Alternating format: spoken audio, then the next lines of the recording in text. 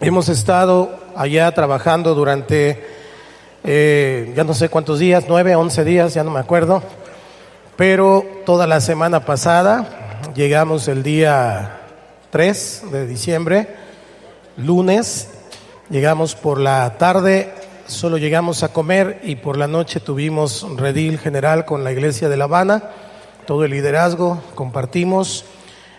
Al día siguiente iniciamos un congreso de líderes, Congreso Nacional de Líderes, ahí en La Habana, Cuba, y llegaron pues pastores y líderes de todo el país, de los centros cristianos.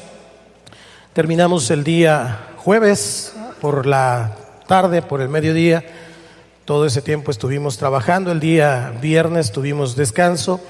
El sábado tuvimos un conocimiento, anduvimos rodeando toda la Habana y caminando bastante. Bueno, todo el tiempo es caminar allá. El día domingo, pues el día del Señor, el culto. El lunes hubo redil nuevamente y el día martes estábamos de regreso. Sin embargo, pues llegamos a trabajar. Tuvimos el viernes también bodas colectivas aquí. El día de ayer estuvimos ministrando bodas colectivas en la iglesia de Tres Marías. Y bueno, hoy aquí en la casa del Señor. Ya al final el pastor Héctor, que me acompañó en este viaje misionero, les dará una breve reseña, un breve informe de todo lo que ocurrió allá. Pero por lo pronto reciban saludos de todos los pastores de Cuba, de todas las iglesias. Son 12 iglesias las que se han establecido ya en todo el país. Un saludo a todos. Pues hemos venido hablando de 10 enseñanzas claves del cristianismo y quiero recordarlas porque forman un patrón de pensamiento. Estas enseñanzas nos ayudan a pensar como Jesús. La idea es pensar como Jesús, para actuar como Jesús y finalmente para ser como Jesús. Esa es la idea. Esa es la idea de la Biblia de principio a fin. Y aprendimos en esta serie, porque hoy es la última entrega de esta serie en enseñanza, aprendimos de Dios. Creemos en Dios Padre, Dios Hijo y Dios Espíritu Santo. En la segunda aprendimos del Dios personal. Dios nos cuida, Dios nos guarda, Dios tiene cuidado de nosotros. ¿Cuántos dicen amén? En la tercera aprendimos acerca de que ese mismo amor que Dios nos tiene nos ha provisto salvación por la gracia, por su misericordia. ¿Cuántos son salvos? También aprendimos en la siguiente lección acerca de la Biblia, cómo fue hecha, cómo fue entregada, para qué está el manual de vida, y es ahí en la Biblia lo que nos llevó a la siguiente, que tiene que ver con la identidad en Cristo. Somos hijos de Dios, somos hijos de Dios. ¿Cuántos hijos de Dios hay acá? Y como hijos de Dios, entonces Dios forma una familia donde Él es el Padre, donde Él es la cabeza, y nosotros como familia nos llamamos la iglesia, que esa fue la siguiente enseñanza. Después hablamos acerca del propósito de Dios con el mundo, porque de tal manera amó Dios al mundo, y entonces proveyó la salvación por medio de Jesucristo para que la humanidad sea salva. Esa fue nuestra siguiente lección, humanidad. Luego hablamos de compasión, una cualidad y una actitud que cada uno de nosotros como hijos de Dios debe mostrar, no solo a los creyentes, sino a todos aquellos seres humanos, porque todos aquellos seres humanos necesitan a Dios. Finalmente, el pastor Daniel la semana pasada, en mi ausencia, les enseñó acerca de mayordomía. Dios nos enseña a cuidar lo que nos ha dado y que somos lo que somos por su gracia. Y hoy voy a concluir esta serie con eternidad. Hoy vamos a hablar de eternidad. Diga conmigo, eternidad. Es muy importante este tema porque este tema tiene que ver con dónde vamos a pasar el tiempo después de nuestra muerte. Eternidad, en palabras sencillas, es algo que no tiene principio y que no tiene fin. No tiene principio y no tiene fin. De entrada, entonces, la definición de eternidad nos relaciona directamente con la persona de Dios. Dios es eterno. Él ha existido desde siempre. Cuando revisamos la Biblia comienza diciendo en el principio, pero no es en el principio de un principio de Dios, porque Dios es eterno, sino en el principio de la creación. En el principio creó Dios los cielos y la tierra. Es decir, en esa eternidad pasada, en esa eternidad presente y en esa eternidad futura, Dios tiene en su mente y en su corazón a todos los seres humanos. Si pensamos en eternidad, tendríamos que pensar para usted y para mí en un principio, y ese principio tiene que ver con la creación. O para usted y para mí más directamente el día del nacimiento, el día en que usted y yo fuimos engendrados en el vientre de nuestra madre y comenzó un proceso de formación hasta llegar a ese alumbramiento y finalmente la vida, los años que usted y yo ya tenemos. Pero si pensamos en eternidad, voy a poner ese punto aquí, ¿lo ve? Aquí hay un punto y ese punto es la vida, esa es su vida. Si pensamos en eternidad, entonces voy a trazar una línea recta infinita y le puedo seguir hasta la pared, pero no me voy a bajar. Piensa entonces, eternidad es todo lo demás, su vida solo es un punto. Y estamos afanados por ese punto, estamos afanados por ese espacio de tiempo en donde realmente es una preparación para la eternidad. Dios es eterno y ha puesto eternidad en el corazón de los hombres. Acompáñeme a San Juan capítulo 14. Las palabras del maestro siempre son muy importantes porque Él es la imagen visible del Dios invisible. No me concentro si no lo acomodo. ¿Ya lo tiene? Juan 14 del 1 al 2. Señor Jesucristo, antes de ir a la cruz y antes de partir, le dio esta promesa a sus discípulos. Vamos a leerlo juntos, 1, 2, 3. No se turbe vuestro corazón. ¿Creéis en Dios? Creed también en mí. En la casa de mi Padre muchas moradas hay. Si así no fuera, yo os lo hubiera dicho. Voy pues a preparar lugar para vosotros. Estas palabras del Señor Jesucristo nos dan una gran esperanza. El Señor Jesucristo promete a los que creemos. ¿Cuántos creen en Dios? Promete que le creamos a Él. Creed también en mí. Está hablando acerca de lo que está diciendo, no de su persona. Porque podemos creer a Dios, pero a veces no creemos a lo que nos ha dicho. Podemos creer que Dios existe, pero no creemos su palabra en el sentido literal. Y dice, creed en Dios, creéis en Dios, creed también en mí. En la casa de mi Padre muchas moradas hay. Fíjese bien, Él no nos engaña, Él no miente. Dios no es hombre para mentir, ni hijo de hombre para que se arrepienta. Entonces la palabra preparar es importante aquí. Él fue a preparar. En el griego es la palabra hetoimasai, que significa preparar, hacer adecuado o equipar con anticipación para un propósito en particular o por algún uso, evento u otro propósito. Es decir, el Señor fue anticipadamente a acomodar todas esas moradas para que cuando usted y yo tengamos que partir, tengamos en dónde vivir. ¿Cuántos dicen amén? Y Él dice, si así no fuera, ¿para qué se los estoy diciendo? Si no es así, ¿para qué les digo? Pero así es. Diga conmigo, así es. Esto entonces nos da el fundamento para este tema que quiero hablar esta mañana. A la luz del perdón que Cristo nos ha ofrecido, porque Él es el que nos oferta la salvación y Él nos provee de todos sus recursos, de todas sus cualidades, nos ha dado dones, habilidades, ministerios, en fin. Para nosotros en este tiempo presente, usted y yo tendremos que preguntarnos, si Dios me ha dado todo esto, si Dios me ha dado todos estos años, estas habilidades, esta manera de ser, esto, todo lo que soy y todo lo que tengo, ¿qué tengo que creer acerca de los días que están por venir? ¿Me los dio porque sí? ¿Me entregó Dios tantas habilidades y tantos dones? ¿Me entregó el Señor la salvación porque sí? ¿Solamente porque quería? ¿O habrá un propósito? Eso es muy importante preguntárnoslos. Y aquí la pregunta entonces para usted y para mí, y esto me lleva a mi primer punto, es ¿qué va a suceder en el futuro? Pregúntale al que está a tu lado, ¿qué va a suceder en tu futuro? Pero pregúntaselo de verdad, porque a veces está dormido y no está pensando ni siquiera en mañana. ¿Qué va a suceder en tu futuro? Porque vivimos como si solamente esta vida fuera todo lo que existe. Nos afanamos por esta vida como si ese punto fuera todo lo que existe. Trabajamos para este punto que le marqué acá, ¿se acuerda? Nos esforzamos para este punto, nos matamos, subimos, bajamos, hacemos, decimos por este punto y no estamos tomando en cuenta la eternidad. ¿Qué va a suceder? Quiero hablarle de un personaje de la historia, porque también los científicos, también los personajes de la historia han dado testimonio de Dios.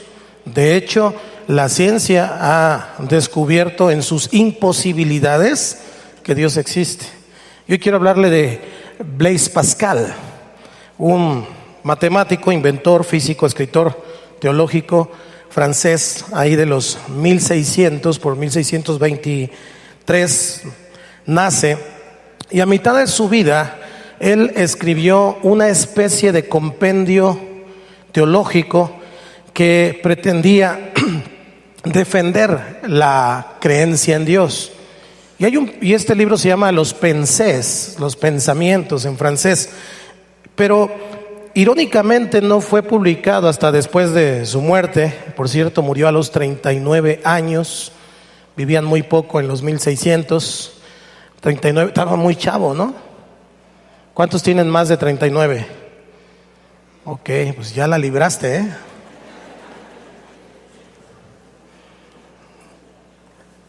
Y allí se encuentra un argumento apologético. La apologética es la defensa de la palabra.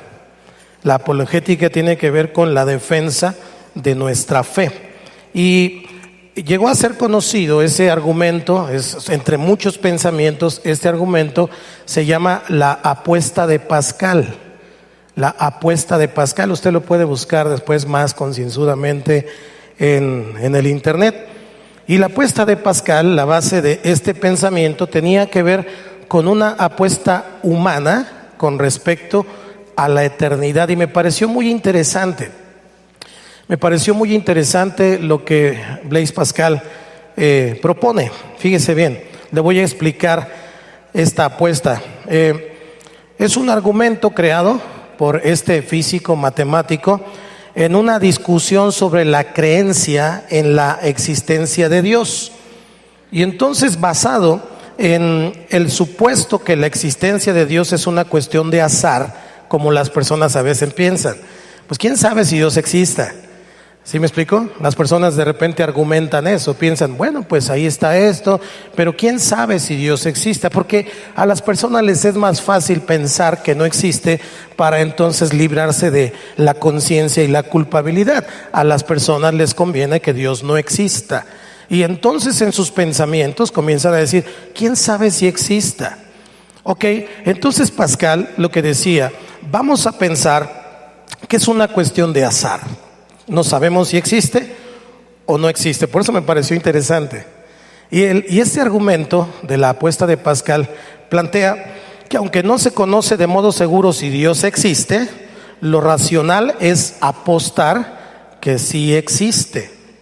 La razón es que aun cuando la probabilidad de que Dios exista fuera extremadamente pequeña, esa pequeñez sería compensada por la gran ganancia que se obtendría, que sería la eternidad. ¿Estamos acá? Y entonces plantea 4 escenarios, a ver si me los ponen allí en la pantalla. 4 escenarios de este argumento de Blaise Pascal. El primer escenario es, si puedes creer en Dios, es lo que plantea. Ay, no está todavía. Puedes creer en Dios. Si existe, entonces irás al cielo. Ese es el primer escenario. Piénselo. Hoy se trata de pensarle y de echarle peligro. Puedes creer en Dios. Si existe, entonces irás al cielo. ¿Ya está ahí? Si existe, pues voy a ir al cielo. Acuérdense que lo planteó desde un punto de vista de azar. Desde un punto de vista hablándole a personas que no creen o que son inconversas. Si existe, vas a ir al cielo. Número 2, siguiente escenario. Puedes creer en Dios. Si no existe, entonces no ganarás nada. ¿Ok? Puedes creer en Dios. Si no existe, entonces no ganarás nada. Tercer escenario. Puedes no creer en Dios. Puedes no creer en Dios. Si no existe, entonces tampoco ganarás nada. Y el cuarto, que es muy importante. Puedes no creer en Dios, pero si existe, entonces no irás al cielo. Lo que esta argumentación hace entonces es determinar que usted y yo debemos apostarle porque sí existe. ¿Estamos acá? Esto nos ayuda mucho a explicarle a las personas que no creen en Dios o que no se quieren acercar a Dios. Este razonamiento, nuestra razón no tiene por qué ser un estorbo para nuestra creencia en Dios. De hecho, nuestro culto debe ser racional. De hecho, usted y yo debemos prepararnos de manera amplia para poder hacer apologética o defender nuestra fe.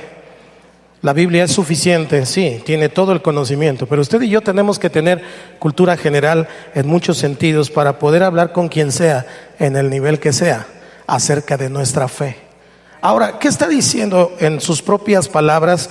Le voy a decir lo que un editor puso en 1670, las palabras de Blaise Pascal ya en español. Se las diría en francés, pero no me va a entender y yo tampoco sé hablar francés. Entonces se las digo en español, ¿ok? Dice, usted tiene dos cosas que perder, la verdad y el bien, y dos cosas que comprometer, su razón y su voluntad, su conocimiento y su bienaventuranza. Son dos cosas las que están allí en juego. Y su naturaleza posee dos cosas de las que debe huir, el error y la miseria. Así que entonces su razón no resulta más perjudicada al elegir la una o la otra, puesto que es necesario elegir. Todas las personas tienen que elegir, ¿creo o no creo? ¿Le apuesto a que existe o le apuesto a que no existe? Hay que elegir. Aún aquellos que dicen, no, yo me quedo en medio, esa decisión de quedarse en medio ya es una elección. El no creer en Dios es no solamente negar la fe, sino omitir que Dios existe, hacerse loco. Por eso dice, hay que elegir. Y esta es una cuestión vacía, dice, pero su bienaventuranza. Entonces vamos a sopesar la ganancia y la pérdida al elegir, como en un volado, cara o cruz. Yo elijo la cruz, dice Pascal, acerca del hecho de que Dios existe. Un científico, una persona estudiada con matemáticas, con un montón de inventos. Él fue de los primeros que inventaron estas máquinas aritméticas que hoy llamamos calculadoras. Y finalmente dice, tomemos en consideración estos dos casos. Si gana, lo gana todo. Si pierde, no pierde nada. Si existe, se va al cielo.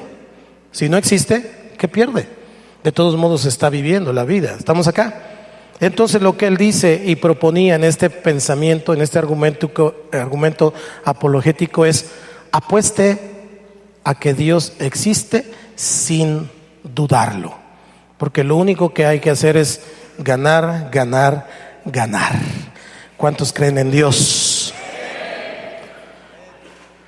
¿Qué pasó en el corazón de Blaise Pascal? Cuando la ciencia y la teología, el conocimiento de Dios chocaron en su corazón, hubo ahí una colisión, un choque, y Pascal llegó a la conclusión de que la creencia en un Dios que afirma haber proporcionado eternidad, dar vida eterna, constituye una existencia mucho más feliz que no creer en ese Dios.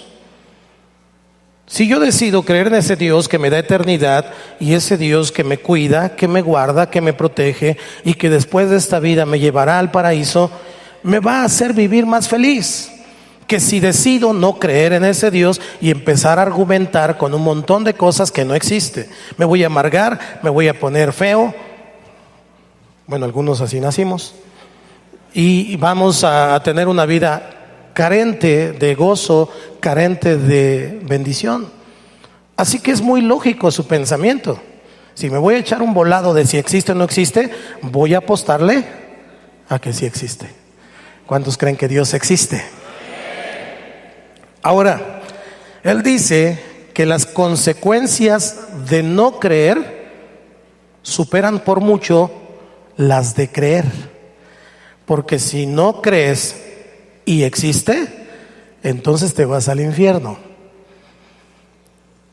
Si crees y no existe, no pierdes nada. Acuérdense de los argumentos que estamos viendo ahí. Si crees y no existe, pues no pierdes nada. Ya creíste, ya. Fue por default, ¿no? Pero si no crees y si existe, entonces no irás al cielo. ¿Cómo pierdes más? ¿Creyendo o no creyendo? No creyendo pierdes más. No creyendo. ¿Cuántos creen que Dios está aquí esta mañana?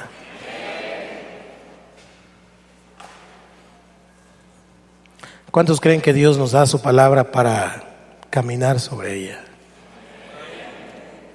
¿Sabe? También afirma que cada ser humano debe hacer esta apuesta, porque esta apuesta, lo que decida con respecto de esto, va a afectar su vida y va a afectar lo que decida de ahí en adelante. En algún momento Dios nos va a presentar la oportunidad, alguna prueba, alguna situación, algún paisaje, alguna sujeción a la autoridad, alguna prueba. Dios nos va a presentar la oportunidad de creer o no creer. Y entonces usted y yo tenemos que decidir a qué le vamos a apostar. ¿Creo o no creo? Y entonces esa decisión va a marcar el resto de tu vida, aunque esa vida sea un punto. Pero este punto define toda la eternidad. ¿Cómo podremos pagar toda la eternidad siendo malos en este punto? No hay manera. Porque aún nuestras mejores obras son como trapos de inmundicia delante de Dios. Así que la única manera es aceptar aquí, en este punto, que Dios existe, que Cristo fue a la cruz a morir por usted y por mí, y por fe recibirlo en nuestro corazón, y entonces caminar en este punto con Él hasta que nos llame. Y cuando nos llama, entonces comienza ¿la qué?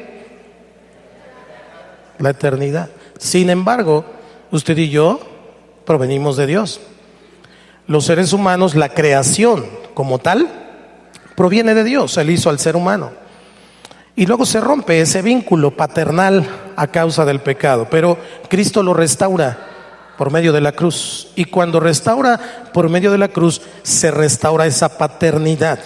De tal manera que los que creen en el Señor Jesucristo, entonces les da potestad de ser hechos, nuevamente añadiría yo, hijos de Dios.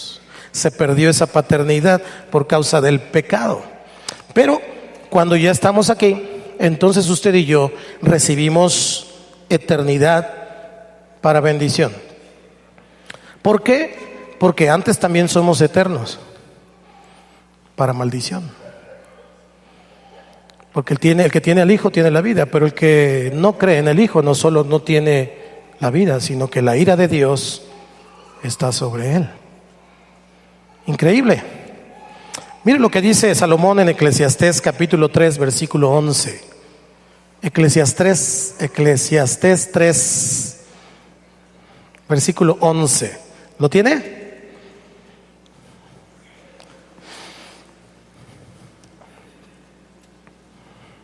Me encanta ver que escriben y que toman notas. Eso significa que les interesa. Allá en Cuba todo el mundo estaba escribiendo. Y dije, ¿qué dijo? Eso no me gusta que me interrumpan, pero... Ok, ¿ya está?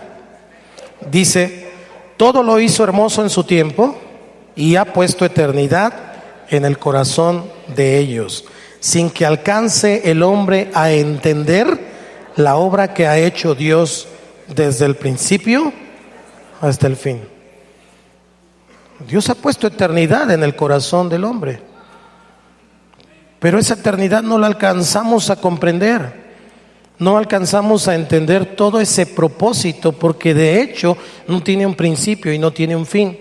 Si somos un poquito más profundos en cuanto a nosotros y la eternidad, nosotros, dice la palabra, que existíamos antes de la fundación del mundo. ¿Dónde existíamos?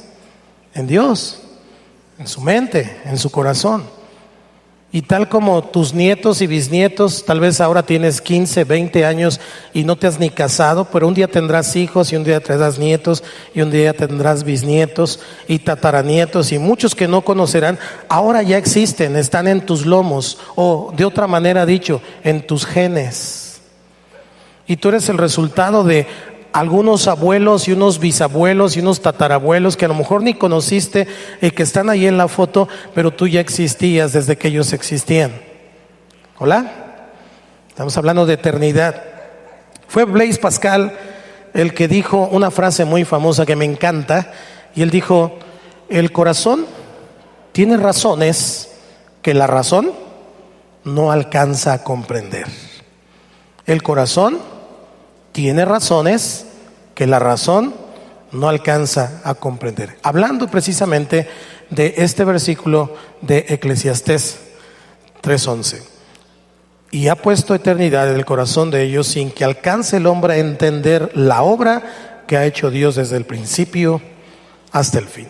Voy a dejar en paz a Blaise Pascal, porque seguro debe estar descansando en la presencia de Dios.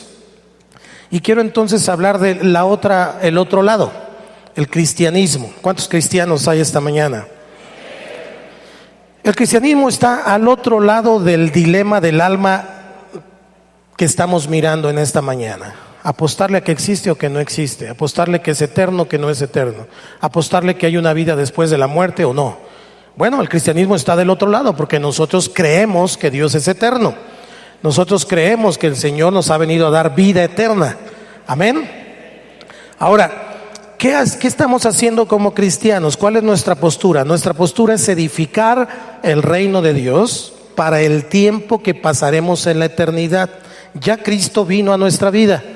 Usted y yo ya no tenemos ese problema. Dile que está a tu lado: te salvaste. Y no porque te lo merezcas, chiquitito, sino porque Dios te ama. ¿Ok? Te salvaste, nos salvamos. Pero ahora lo que estamos haciendo es tratar de edificar el reino de Dios. ¿Cómo? Pues con todas estas enseñanzas que ya tenemos, con todas estas creencias que ya tenemos, para poder edificar una vida conforme al Señor. Entonces, pues no somos perfectos. ¿Cuántos están de acuerdo conmigo? No somos perfectos, pero ya no estamos como estábamos. Por lo menos hemos avanzado algo. Hoy por lo menos ya tu conciencia te sacude. Hoy por lo menos el Espíritu Santo te redarguye. Tal vez sigas haciendo muchas cosas que Dios te ha dicho que ya no, pero por lo menos ya no estás cerrado de ojos. Ya por lo menos sabes que debes dejar de hacer algunas cosas y hacer otras que Dios también te ha dicho que hagas.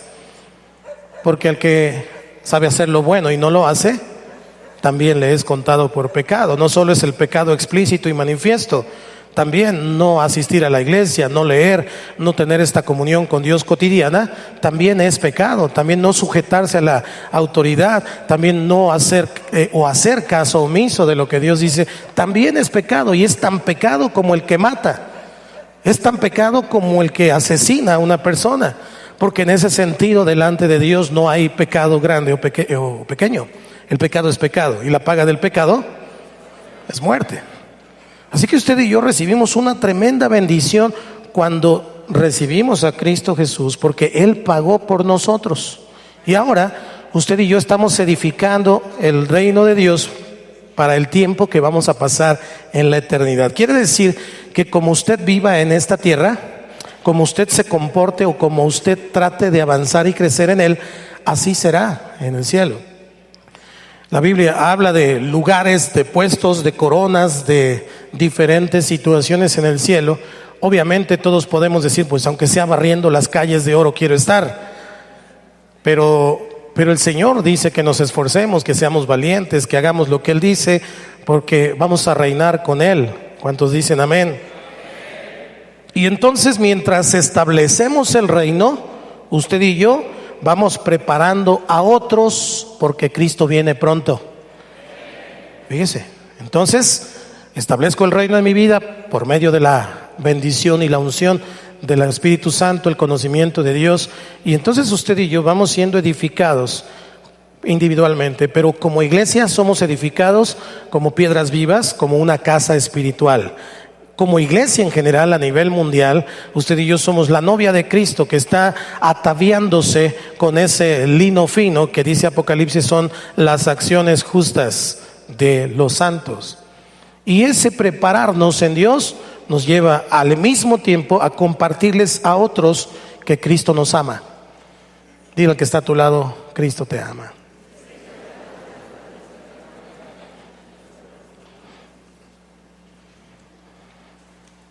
Cuando entendemos eso, entonces hay un impacto en nuestro corazón y las personas cambian su parecer y su sentir delante del Señor. Esto entonces, si estamos siendo edificados por medio del Espíritu Santo y estamos tratando de alcanzar a otros para el regreso de Cristo, me lleva a mi segundo punto de esta mañana. Y esta es la creencia clave de este tema. Creo que hay un cielo y un infierno. Porque algunos dicen, no, el cielo es aquí, según te vaya en la vida. Y otros argumentan, no, el infierno es aquí, te voy a contar cómo me ha ido. A veces algunos se crean sus cielos y otros se crean sus propios infiernos. Pero eso no es verdad. La Biblia habla de dos lugares. Entonces esta es la creencia. Creo que hay un cielo y un infierno y que Jesús regresará para juzgar a todas las personas y establecer su reino eterno. Porque Dios es eterno. Así que nos está dando una probadita de lo que es la vida.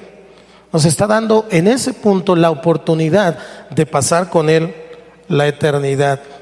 Ahora, la creencia central acerca de nuestro futuro, acuérdense la pregunta que hicimos, ¿qué va a pasar en tu futuro? ¿Qué va a pasar en tu futuro, en el futuro de cada uno de nosotros?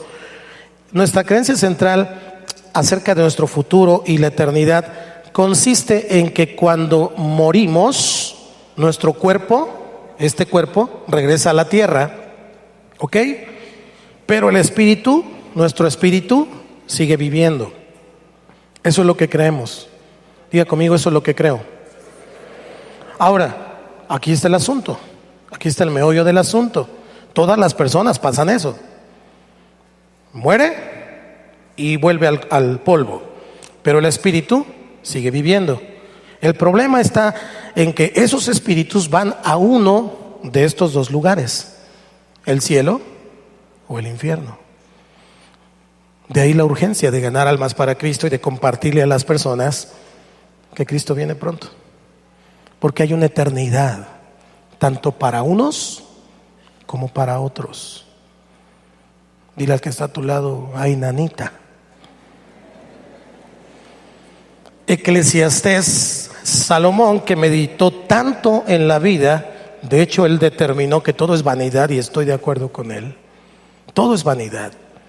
Pero en Eclesiastés capítulo 12, versículo 7, él definió cómo es esto. Dijo, y el polvo vuelva a la tierra como era, y el espíritu vuelva a Dios que lo dio.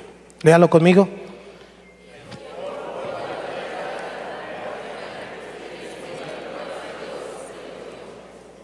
¿Le digo algo? No me gusta la parte del infierno. Soy pastor y como pastor amo a la iglesia, amo a las ovejas que son del Señor. Y no me gusta la parte del infierno. De hecho, nunca me ha gustado y estoy seguro que nunca me gustará. Yo casi nunca predico del infierno porque yo tengo mis ojos puestos en Cristo Jesús, el autor y consumador de la fe. y yo predico el lugar a donde queremos ir. Sin embargo, aunque no me gusta y nunca me gustará, tenemos que tomar la verdad de Dios como una obra total. Algunos quisieran que no existiera, yo quisiera que no existiera, pero ahí está en la palabra. Entonces tenemos que aceptar las áreas de la palabra, incluso las que no nos gusta o quisiéramos que no estuvieran allí. Pero ahí está en la Biblia, esos dos lugares. Y lo que dice Lucas en el capítulo 12, versículo 5, es un consejo a través de la boca del Señor Jesucristo. Lucas lo refiere en este evangelio y dice la Escritura, Jesús dice: pero os enseñaré a quién debéis temer.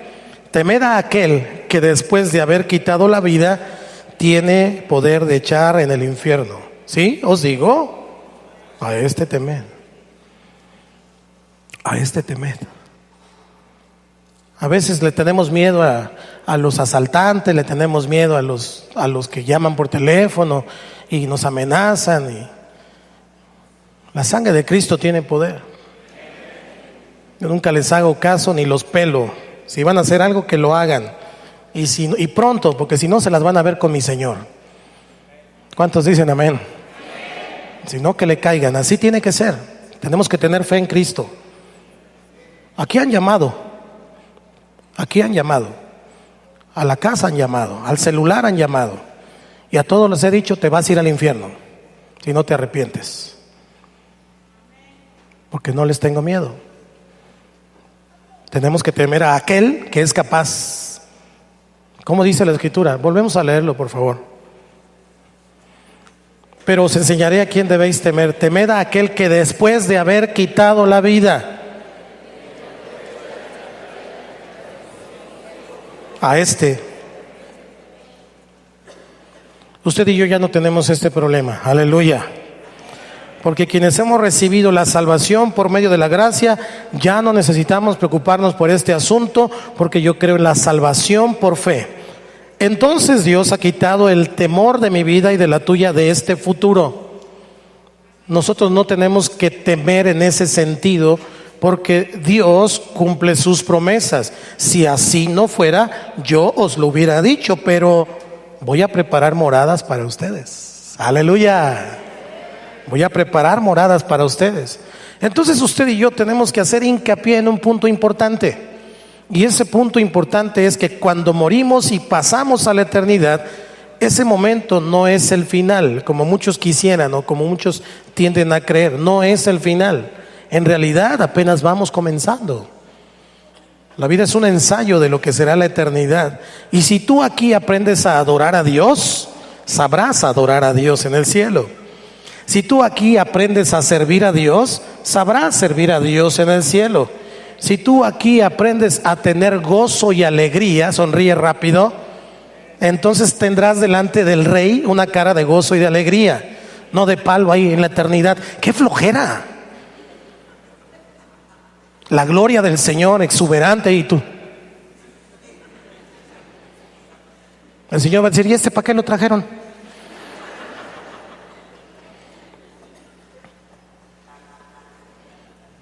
Flojera. Dice Hebreos capítulo 9, versículo 27: y de la manera que está establecido para los hombres, que mueran una sola vez, y después de esto, el juicio. Las personas mueren y van a juicio. Los cristianos mueren y van a la presencia de Dios. Jesucristo va a regresar a la tierra. ¿Cuántos dicen amén? Maranata, dice la Escritura, Cristo viene. Y Él dijo: vengo pronto. Y la primera tarea que el Señor va a hacer con la humanidad es juzgarla. La primera oportunidad que tuvimos cuando Cristo estaba en la tierra, Él dijo: no he venido para juzgar, he venido para que tengan vida, vida eterna. Y después, en ese lapso, nos dice: buscadme mientras pueda ser hallado. Eso significa, eso infiere, si usamos nuestro razonamiento, que llegará un momento en que ya no pueda ser hallado. Bien puede ser cuando Él venga y entonces pues se acabó el corrido, ¿no? La otra es cuando una persona muere y no le dio tiempo de arrepentirse. La otra es que se endurezca su corazón y la palabra de Dios ya no le entre, sino que tenga un corazón de piedra y le rebote la palabra y sí, diga lo que quiera, pastor. Entonces Dios endurece el corazón, porque Él pesa los corazones. Entonces, mientras pueda ser hallado, tenemos que buscarlo, porque Cristo viene pronto. Y cuando Jesús regrese, Él va a enderezar todo lo torcido. Él va a enderezar todas las cosas y todo va a estar bajo su autoridad y debajo de su justicia, porque Él es Rey de reyes y Señor de señores. Y entonces en ese momento dice la Escritura que Él va a lanzar a Satanás y a sus seguidores junto con el pecado y la muerte al lago de fuego. Apocalipsis capítulo 5 versículo 10 al 14. Voy a leerlo, sígame con la vista. Dice: y el diablo que los engañaba fue lanzado en el lago de fuego y azufre, donde estaban la bestia y el falso profeta, y serán atormentados día y noche por los siglos de los siglos. Versículo 11: y vi un gran trono blanco y al que estaba sentado en él, de delante del cual huyeron la tierra y el cielo, y ningún lugar se encontró para ellos. Y vi a los muertos, grandes y pequeños, de pie ante Dios, y los libros fueron abiertos, y otro libro fue abierto, el cual es el libro de la vida. Y fueron juzgados los muertos por las cosas que estaban escritas en los libros según sus obras. Y el mar entregó los muertos que había en él, y la muerte y el Hades entregaron los muertos que había en ellos, y fueron juzgados cada uno según sus obras. Y la muerte y el Hades fueron lanzados al lago del fuego. Esta es la muerte segunda. Y el que no se halló inscrito en el libro de la vida fue lanzado al lago de fuego. ¿Cuántos le dan gloria a Dios que su nombre está escrito allí? A veces lo dejamos tan a la ligera, este entendimiento. Solo saber que mi nombre está escrito en ese libro y que cuando se abra el libro, Dios va a decir: a ver, Santiago Guadarrama Gómez está, a ver, uy, sí, está hasta acá abajo, chiquitito, pero ahí está. Voy a saltar de gozo y de alegría, porque si no está, entonces tendré que ir al otro lado. Y ahí sí paso gordo. ¿Cuántos se gozan de que su nombre está en el libro de la vida? Pues déle una ofrenda de palmas o demuéstrele algo.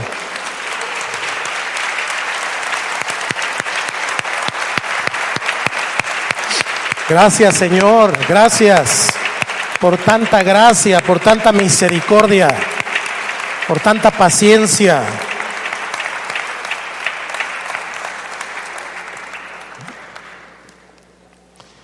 Los seguidores de Cristo, los que creen en Jesús, vamos a recibir un cuerpo que no va a morir. Un cuerpo es imperecedero y además resucitado, como el que Cristo tiene ahora, así como el que tiene Cristo ahora.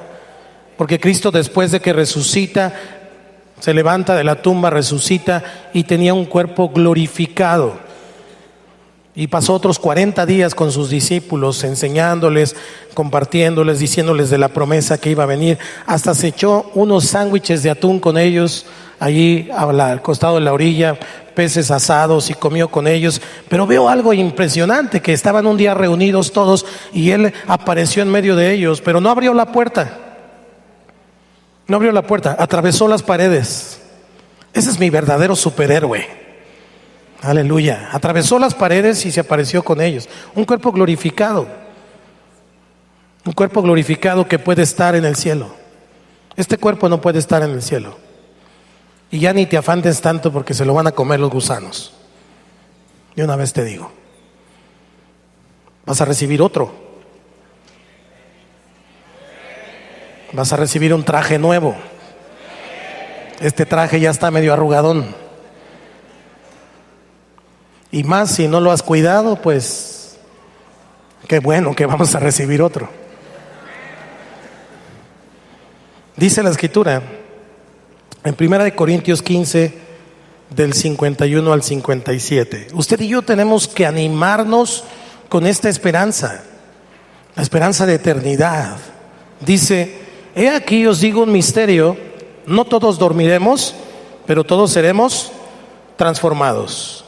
En un momento, en un abrir y cerrar de ojos, a la final trompeta, porque se tocará la trompeta y los cuerpos serán resucitados incorruptibles y nosotros seremos transformados. Así que los que están muertos van a recibir un cuerpo nuevo. Y los que estemos vivos, ¿cuántos van a esperar que venga el Señor? Los que estemos vivos en ese momento, en un abrir y cerrar de ojos, cierren los ojos y ábralos. 1, 2, 3. Ábralos. Allá, ya fue transformado. Ese es poder. En un abrir y cerrar de ojos. Dice entonces la Escritura: porque es necesario que esto corruptible se vista de incorrupción y esto mortal se vista de inmortalidad. Y cuando esto corruptible se haya vestido de incorrupción y esto mortal se haya vestido de inmortalidad, entonces se cumplirá la palabra que está escrita: sorbida es la muerte en victoria. ¿Dónde está, oh muerte, tu aguijón? ¿Dónde, oh sepulcro, tu victoria? Ya que el aguijón de la muerte es el pecado y el poder del pecado la ley. Mas gracias sean dadas a Dios, que nos da la victoria por medio de nuestro Señor Jesucristo. Aleluya, aleluya. Cristo nos ha dado la victoria. Él nos ha dado la victoria. Y vamos a tener un cuerpo nuevo. Yo ya se lo pedí con cuadritos, porque ahorita me puso círculos. Un cuerpo nuevo. Lo que más me gusta de ese cuerpo nuevo es que vamos a comer en el cielo. Nos está esperando un banquete de bodas allá arriba.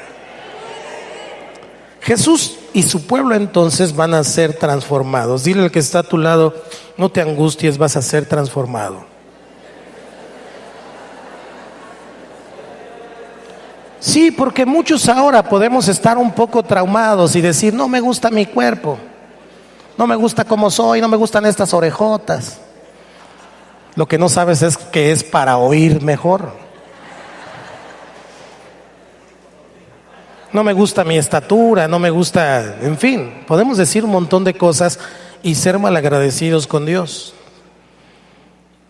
A lo mejor dices: bueno, es que estoy enfermo, he tenido esta enfermedad por mucho tiempo, o me pasa esto, me pasa lo otro. Ok, ya, está bien. Fuera traumas en el nombre de Jesús y fuera enfermedad en el nombre de Jesús. Lo que tenemos que hacer es entender que seremos transformados. Y hasta guapo vas a quedar. Tienes esperanza, Israel. Tienes esperanza.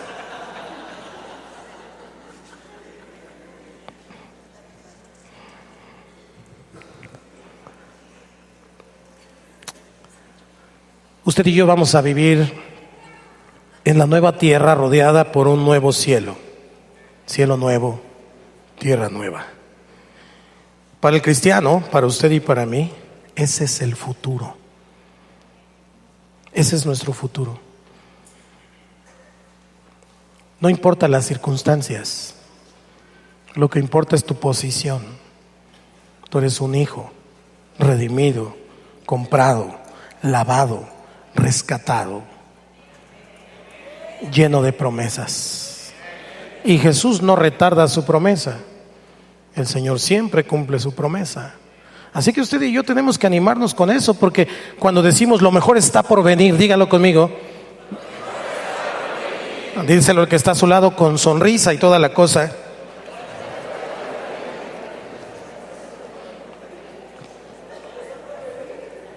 Lo mejor está por venir. Esa es la verdad.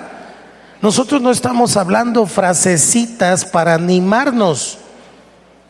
No estamos hablando frasecitas metidas en la mente ahí de manera humanista para echarnos porras nosotros mismos. No, si por nosotros fuera, usted y yo no merecíamos nada.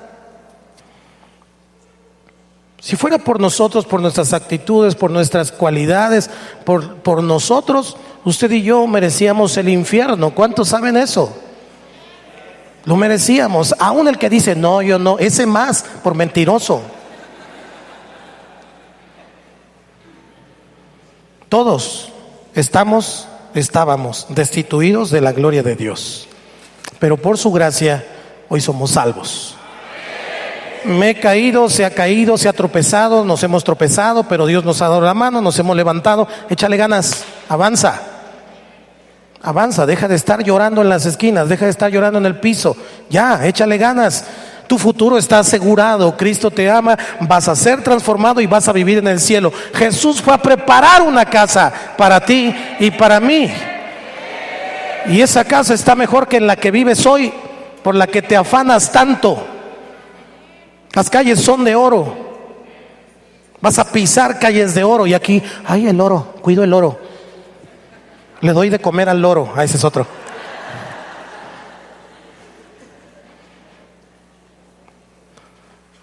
Despierta, iglesia. Despierta. Me gozo tanto de repente salir a otros lugares porque puedo mirar que todos necesitamos tanto a Dios.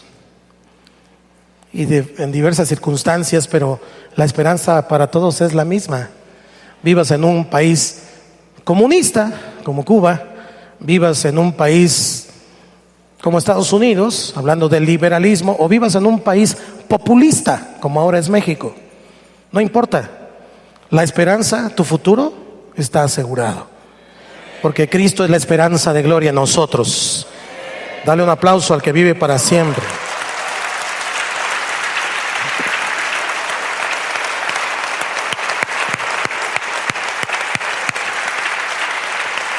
Aleluya. Te voy a dar esta porción para que la guardes en tu corazón. Apocalipsis 26. Apocalipsis 26. Dice la Escritura: bienaventurado y santo el que tiene parte en la primera resurrección. La segunda muerte no tiene potestad sobre estos, sino que serán sacerdotes de Dios y de Cristo y reinarán con él 1000 años. Un día vamos a hablar del milenio. Es una parte importante de nuestra fe.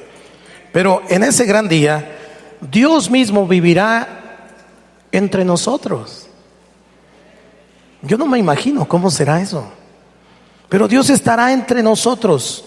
Y el jardín original, que era de 3 personas, Adán, Eva y Dios, ahora será una gran ciudad de millones y millones y millones de personas que han creído en el Señor Jesucristo. Y muchos de ellos tú los alcanzaste y tú los libertaste para eternidad. Cuando predicas el Evangelio, cuando compartes el Evangelio, aquí o en otro país o en donde sea, en el trabajo, en la escuela, en la calle, con tus vecinos, donde sea, usted y yo estamos haciendo un impacto en la vida de las personas, y ese impacto tiene un boom aquí en este punto, pero ese boom hace un eco hacia la eternidad de todas las personas. Porque si tú logras que una persona doble su rodilla, crea en Jesús, lo acepte como Señor y Salvador, entonces cambiaste su futuro. No aquí en la tierra únicamente, sino para siempre. ¿Te das cuenta lo importante de nuestro trabajo? Dile al que está a tu lado: es nuestro trabajo. Le voy a dar 2 citas bíblicas. Salmos 93 del 1 al 2 dice, hablando de ese día que Cristo estará entre nosotros y reinará, dice: Jehová reina, se vistió de magnificencia, Jehová se vistió, se ciñó de poder, afirmó también el mundo y no se moverá. Firme es su trono, desde entonces tú eres eternamente. ¿Cuántos dicen amén? Lo voy a contraponer con Apocalipsis capítulo 5 versículo 11 y 13 al 13. Esto es lo que vio Juan. Dice Juan: y miré, y oí la voz de muchos ángeles alrededor del trono y de los seres vivientes y de los ancianos, y su número era millones de millones. Quiere decir, esto me alienta, porque toda la obra y todo el trabajo que usted y yo hacemos para Dios, todos los sacrificios, todo el esfuerzo, toda la inversión, todo lo que hacemos significa que se va a traducir en millones de personas alcanzadas. En millones de millones. Eso es lo que vio Juan, que decían a gran voz: el cordero que fue inmolado es digno de tomar el poder, las riquezas, la sabiduría, la fortaleza, la honra, la gloria y la alabanza. Ayúdeme con el 13. Y a todo lo creado que está en el cielo,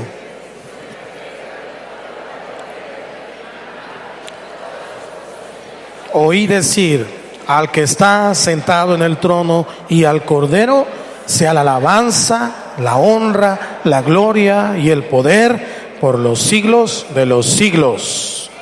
Amén. Esa es la visión de esa gran ciudad, donde millones de millones estaremos adorando al Señor. Así que este entendimiento tendría que quitar de nosotros la pereza, la flojera y todo lo demás que nos da para ir al grupo familiar, a la zona, a la iglesia, porque lo que usted y yo estamos haciendo es entrenar para ese gran día. Estamos entrenando para ese gran día. Y ahí dice en Apocalipsis que clamaban a gran voz, que era como el estruendo de muchas aguas para aquellos que les molesta clamar y levantar la voz, para aquellos que no les gusta danzar y no les gusta manifestar su amor. No sé qué van a hacer en el cielo. Necesitan empezar a entrenar. Dile al que está a tu lado: te lo dije. Porque esa es una ciudad de millones de personas, dándole la gloria al Rey de Reyes y Señor de Señores. Esto me lleva a mi tercer y último punto. ¿Qué cambio debe producir esto que hoy estamos aprendiendo en mi modo de vivir? Siempre ha sido mi tercer punto en todas las enseñanzas de estas 10.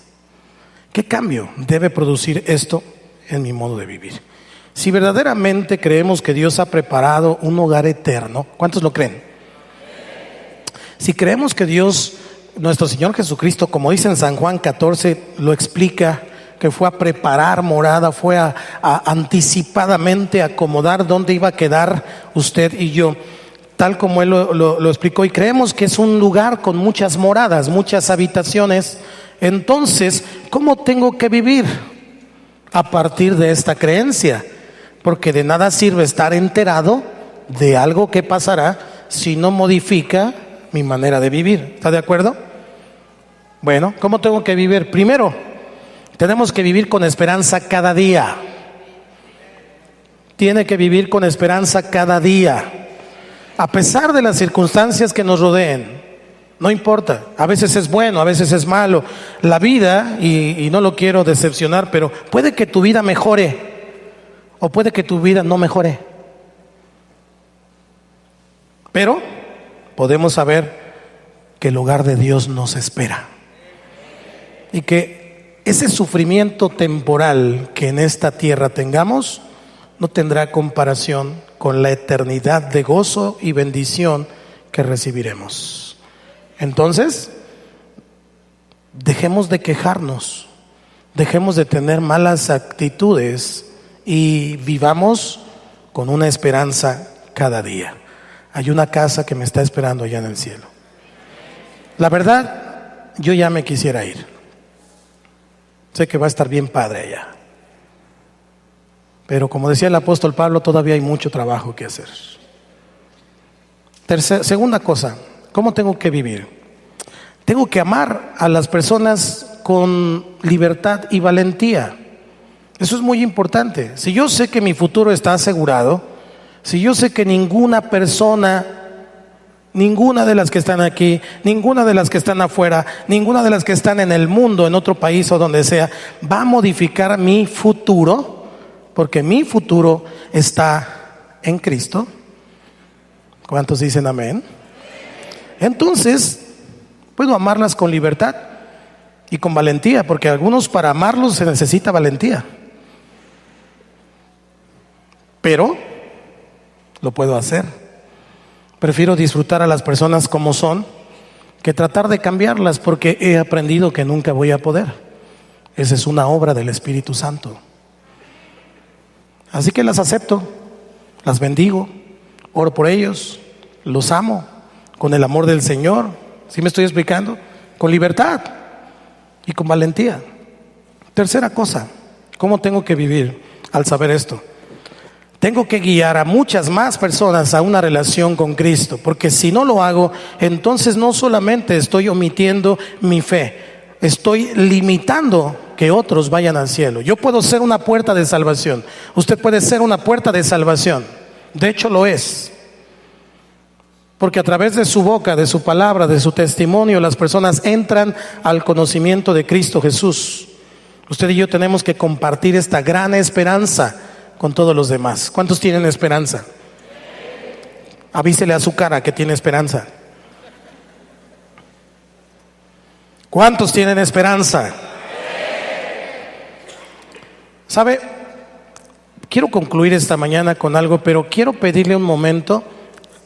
Qué bueno que está apuntando. Vamos a orar un momento.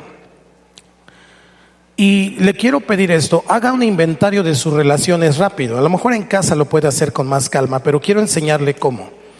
Escriba ahí en donde está anotando cuántas personas no cristianas se encuentran actualmente en tu círculo de influencia. ¿Cuántas? En tu círculo de influencia. Porque hay muchas personas alrededor de ti que no son cristianas, ¿ok? Piénsalas. Y si tienes oportunidad, anótalas. Y si no, pues anótalas acá.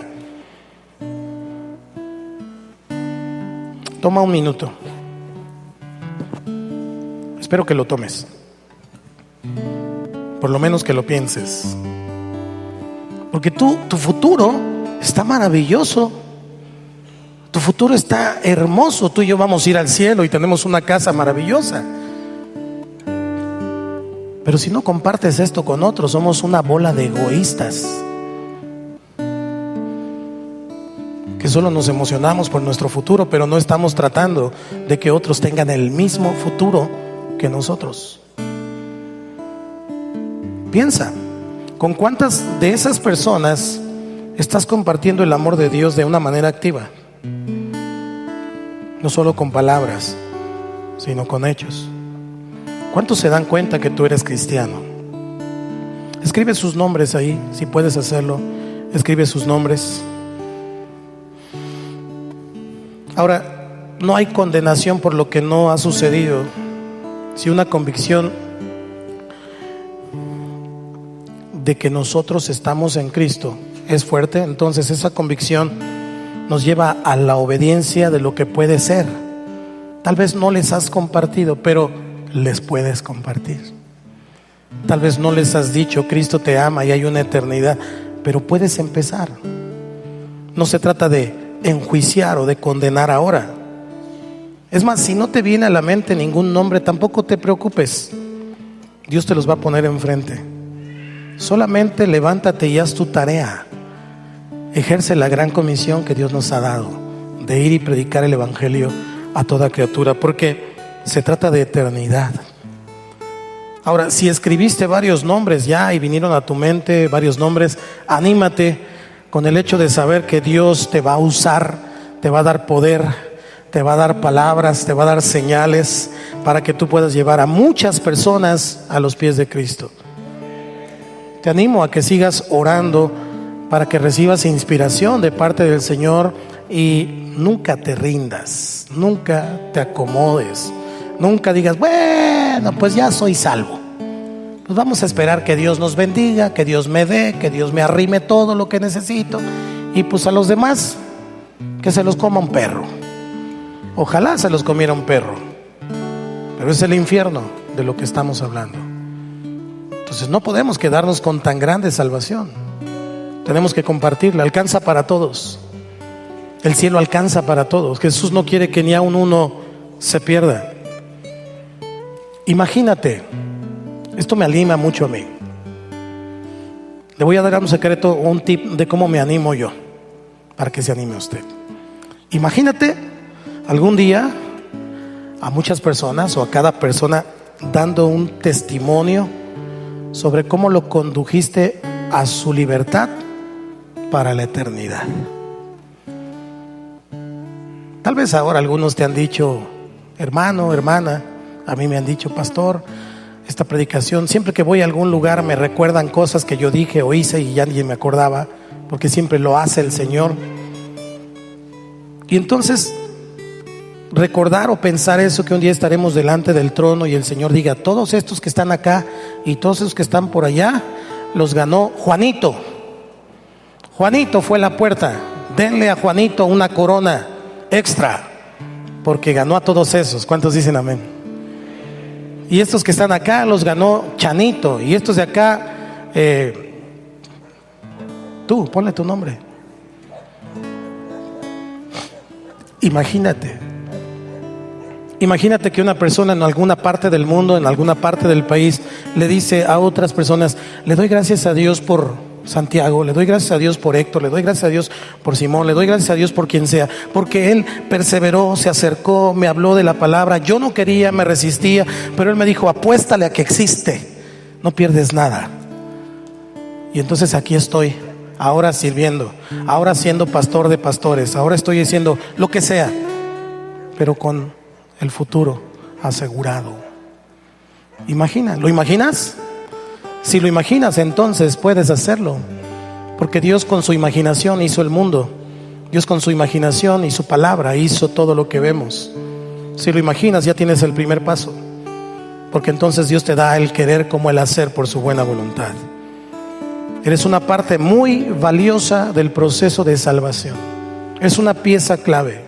Y no te estoy queriendo levantar el ánimo ni te estoy lavando el coco. Ojalá Dios nos lave todos, no solo el coco.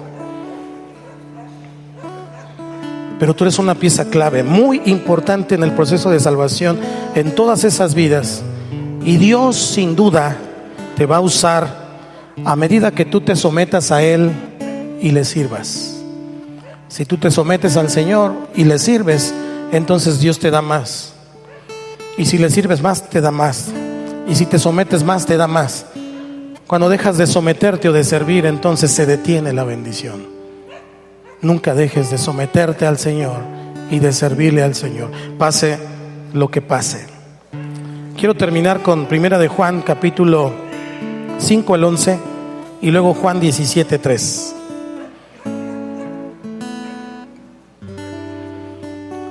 Y este es el testimonio que Dios nos ha dado, vida eterna. Y esta vida está en su Hijo. El que tiene al Hijo, tiene la vida. El que no tiene al Hijo de Dios, no tiene la vida. Juan 17, 3.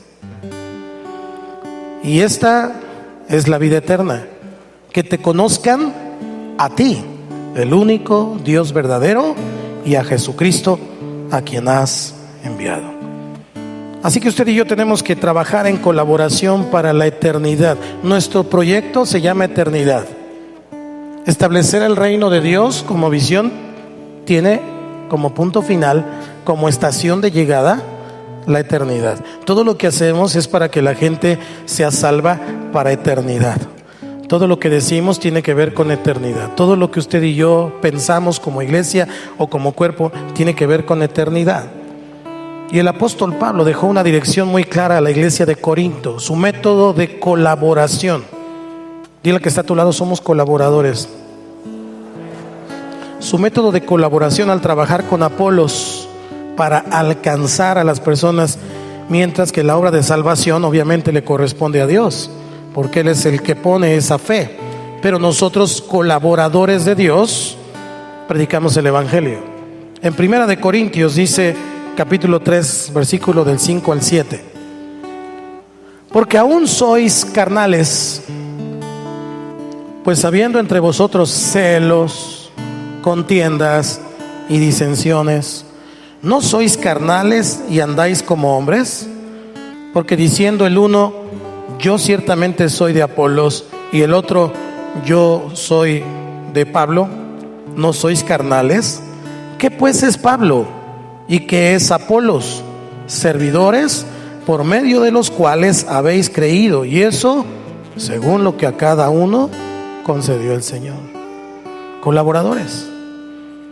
El problema de Corinto tenía que ver con que decían: ay no, yo soy de la zona 3, ay no, yo soy de la 1, ay no, yo soy de la 8, yo soy de la 20, amén. ¿Y eso qué? Aquí nadie es de Simón, nadie es de Santiago, nadie es de Héctor, nadie es de Daniel. Aquí todos somos de Cristo. Y o colaboramos o no colaboramos, eso es todo. Y o caminamos juntos o no caminamos juntos, eso es todo. La obra de salvación la hace Jesús. Usted y yo somos colaboradores de Dios y debemos colaborar según lo establecido por Dios, en el sometimiento a la autoridad y en el amor de Dios, los unos por los otros. Yo no voy a concluir este estudio. Hoy le pedí a Judas, el hermano del Señor, no Judas el traidor. Le diría que me cae gordo el traidor, pero en realidad siento compasión. Pero Judas, el hermano del Señor, Judas, el hermano del Señor, dijo esto, este es un solo capítulo, Judas, la carta de Judas, que era hermano carnal de Jesús, hijo de María y de José. Judas 17 al 23, pero les puse una versión ahí, de la traducción del lenguaje actualizado, la que está en el estudio, esa pongan por favor. Fíjese cómo dice esta versión. Él va a concluir, ¿ok? No yo. Pero ustedes, queridos hermanos, acuérdense de lo que ya les habían dicho los apóstoles de nuestro Señor Jesucristo. Ellos les enseñaron que en los últimos tiempos habría gente burlona que se dejaría controlar por sus malos deseos. Es esta clase de gente la que los obliga a pelearse y a dividirse, pues hace lo que quiere y no tiene el Espíritu de Dios. Pero ustedes, queridos hermanos, sigan confiando siempre en Dios. Esa confianza es muy especial.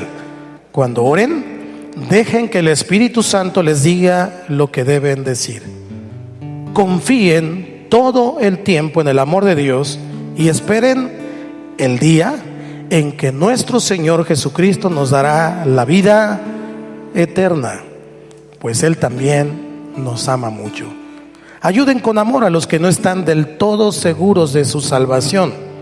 Rescaten a los que necesitan salvarse del infierno y tengan compasión de los que necesitan ser compadecidos. Pero tengan mucho cuidado de no hacer el mismo mal que ellos hacen. Cierra tus ojos en tu lugar y dale gracias a Dios porque tienes vida eterna, y esa vida eterna es en el cielo. Por su gracia, por su misericordia, usted y yo hemos sido rescatados por Dios.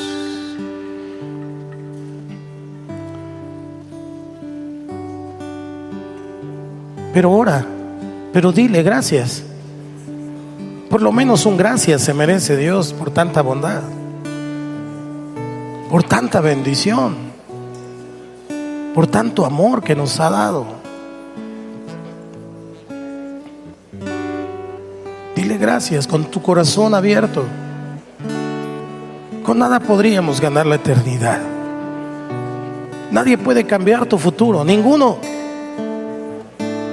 El único que puede cambiar tu futuro es al que debes temer, porque es capaz, después de quitar la vida, de echar al infierno. Así que eso nos da la confianza, porque mi futuro es eterno, en bendición, en gloria.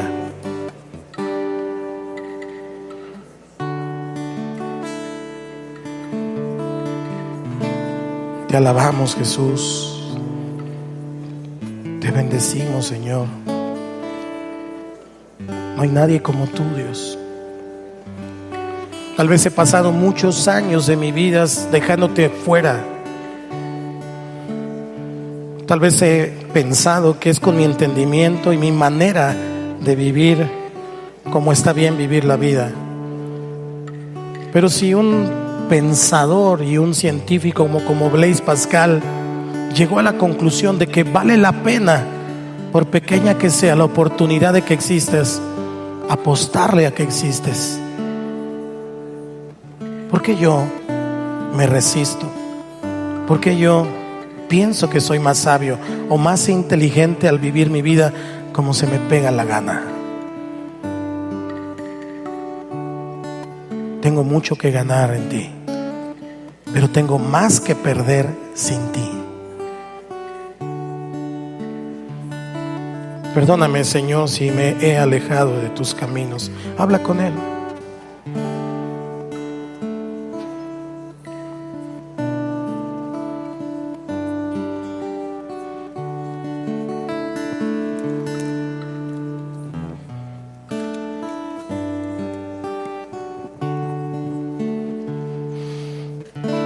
¿Quién como tú en la tierra, oh Señor? Hermoso e inigualable es tu valor, y nada en este mundo saciará. Jesús, tu copa no se secará.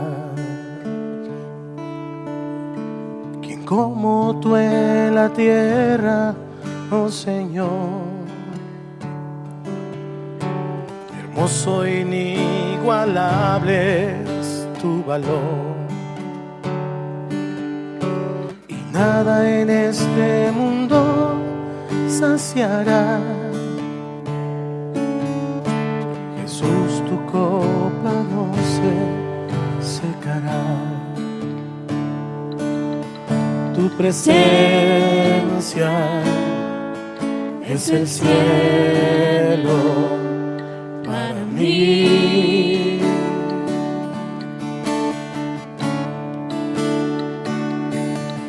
Tu presencia es el cielo para mí.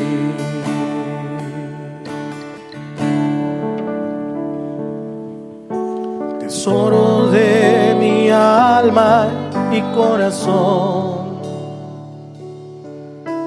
me das tu gracia aunque débil soy. De mis pecados eres redentor, de mi futuro eres el guardador. Tu presencia es el cielo para mí.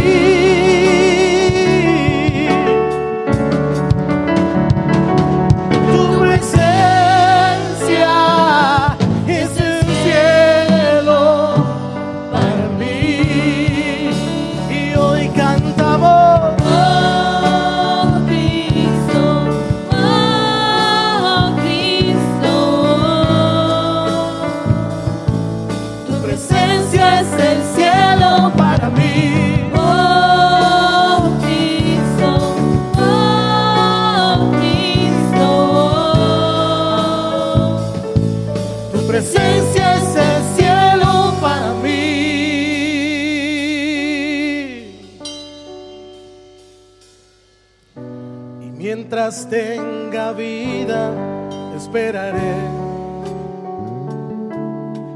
Cuando cara a cara te veré, y nada en este mundo saciará. Jesús, tu copa no se secará. Mientras tenga vida, y mientras tenga vida, Señor, cuando cara a cara te veré, nada en este mundo saciará. Jesús, tu copa no se secará.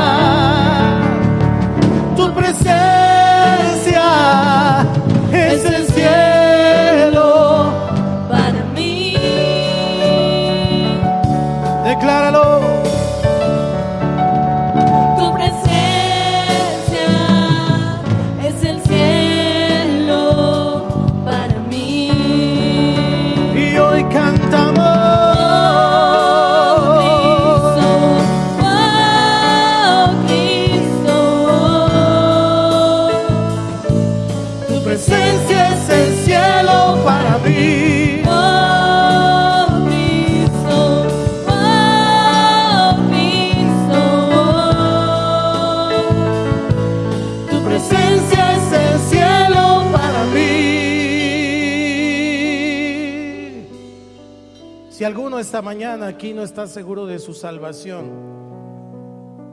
piensa tal vez que no es suficiente la sangre de Cristo, o que usted es tan pecador o tan malvado que el Señor no puede perdonarle tanta maldad.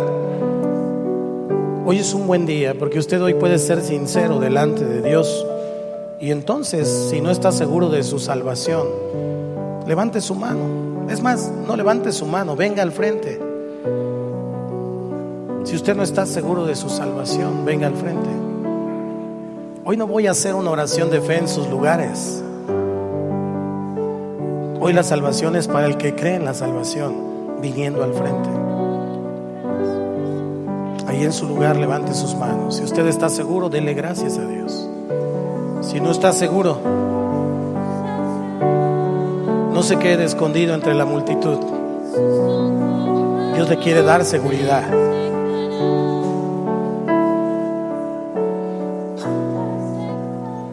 Gracias por la salvación inmensa que nos has dado, Señor.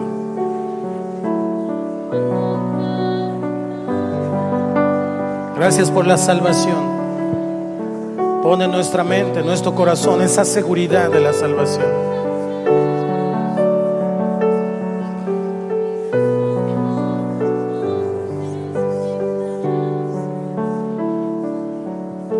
Y mientras tenga vida, esperaré. Cuando cara a cara te veré.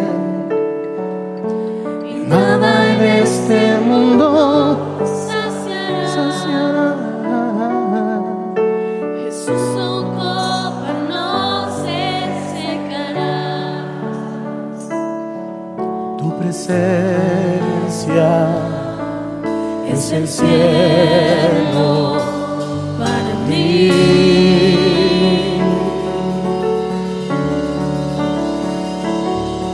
tu presencia es el cielo para mí. y hoy cantamos. Oh Cristo,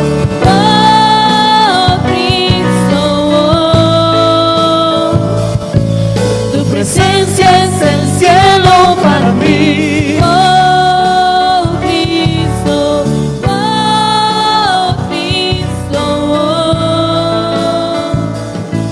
tu presencia es el cielo para mí. Dice la palabra que de tal manera amó Dios al mundo que ha dado a su Hijo unigénito, para que todo aquel que en Él cree no se pierda, mas tenga vida eterna. La fe es un acto de obediencia. Puedo decir que la obediencia es equiparable con la fe, porque si alguien dice tener fe y no obedece, en realidad su fe es muerta. Lo que usted tiene que hacer esta tarde, si no está seguro de su salvación, es declarar con fe que Jesús es su Señor, y luego caminar en obediencia a lo que dice su palabra. Si guardareis mis mandamientos, entonces el Padre vendrá junto conmigo y haremos morada en cada uno de ustedes. Eso dijo Jesús. Entonces no es repetir una frase, es abrir el corazón y obedecer a Jesús. Fe es igual a obediencia. Ayúdeme a hacer esta oración. Los que están aquí al frente y los que están atrás, repitan conmigo. Señor Jesús, esta mañana agradezco tu presencia, valoro tu palabra. Hoy reconozco que soy pecador, pero me arrepiento de mis pecados. Señor, yo te abro mi corazón y te recibo como mi Señor y como mi Salvador. Entra en mi vida, cámbiame, hazme la persona que tú quieres que yo sea. Prometo seguirte y obedecerte. Te lo pido, Padre, en el nombre de Cristo Jesús. Y todos decimos Amén. Iglesia, bendiga a estos hermanos que están acá. Algunos pastores, pastoras,